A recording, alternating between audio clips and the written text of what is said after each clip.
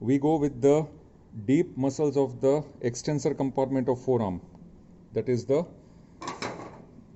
posterior back of the forearm.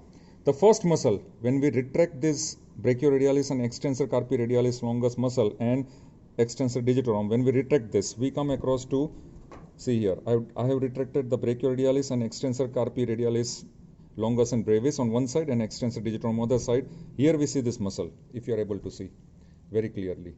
This muscle, this is supinator.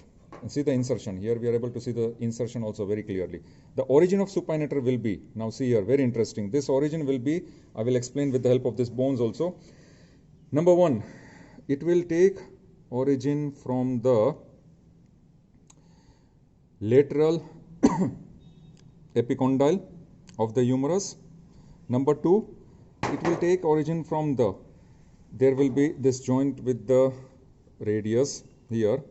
It will take origin from annular ligament present on the superior radioulnar joint here laterally. Third will be, it will take origin from ulna. Now which portion of ulna? From the, if you can see here, from the supinator crest of the ulna. With the thumb I am showing you the supinator crest of the ulna. And fourth point of origin will be from this deep groove here, this surface in front of supinator crest. So these are the 4 points of origin of supinator muscle. Now after taking origin, this supinator muscle, it will be inserted into radius. Which portion of the radius? It will be inserted into the, here I am showing you, upper 1/3 of the lateral surface of the radius, starting from the neck of the radius till here, in between my index finger and thumb. This much is the portion of insertion of supinator fibers. Once again, upper 1/3 of the lateral surface of the radius. And remember, supinator were not taking origin from radius, but it was taking origin from annular ligament covering the head of the radius. So therefore this is supinator. Now the supinator muscle is supplied by which nerve? Posterior interosseous nerve, branch of radial nerve. What is the action of supinator? It will help in supination. What is supination? This is pronation. This is supination. So supination of the forearm in fully extended forearm, because the supination of the forearm in partially flexed forearm, that is in the flexed forearm, supination is done by biceps brachii, and in fully extended forearm, supination is done by supinator muscle. Now muscle number 2. Now muscle number 2 we come to outcropping muscle. You can see here very well. 1, 2, 3. These 3 muscles are outcropping muscles. Once again I will show you. 1, 2, 3.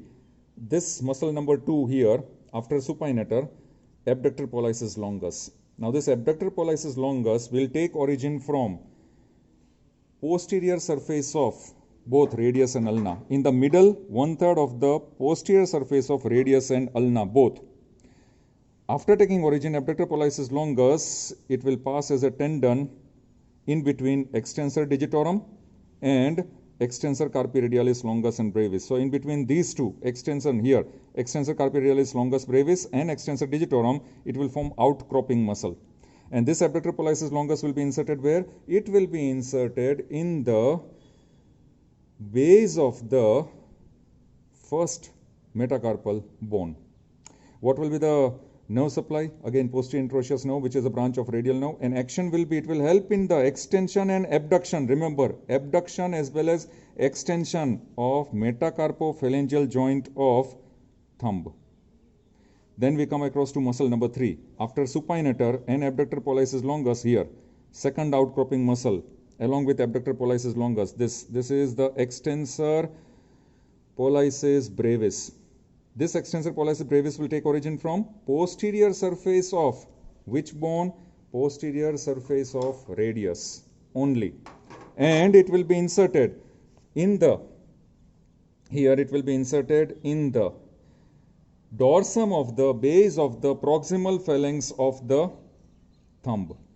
So therefore, action will be, it will help in extension of the proximal phalanx of the thumb. That is, it will help in extension of the metacarpophalangeal joint of the thumb. And at the same time, it is supplied by posterior interosseous nerve, branch of radial nerve. Now the third outcropping muscle, which is muscle number 4. First was supinator, second was abductor pollicis longus, third was extensor pollicis brevis, and fourth is extensor pollicis longus.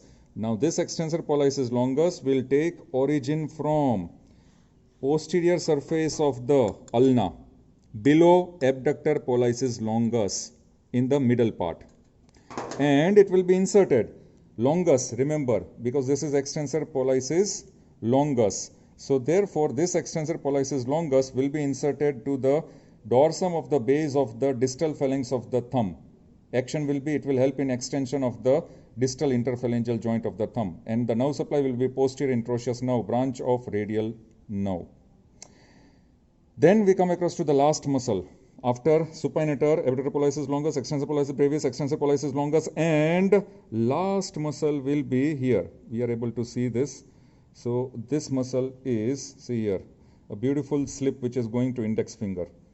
This is extensor indicis. Origin of extensor indicis from the posterior surface of ulna below extensor pollicis longus. Posterior surface of ulna, origin from the posterior surface of ulna below extensor pollicis longus, and this extensor indicis, it will be inserted along with the dorsal digital expansion of index finger, along with extensor expansion or dorsal digital expansion of the index finger, and therefore it will help in extension of index finger. Extensor indicis, action will be extension of index finger, and the nerve supply will be posterior interosseous nerve, branch of radial nerve.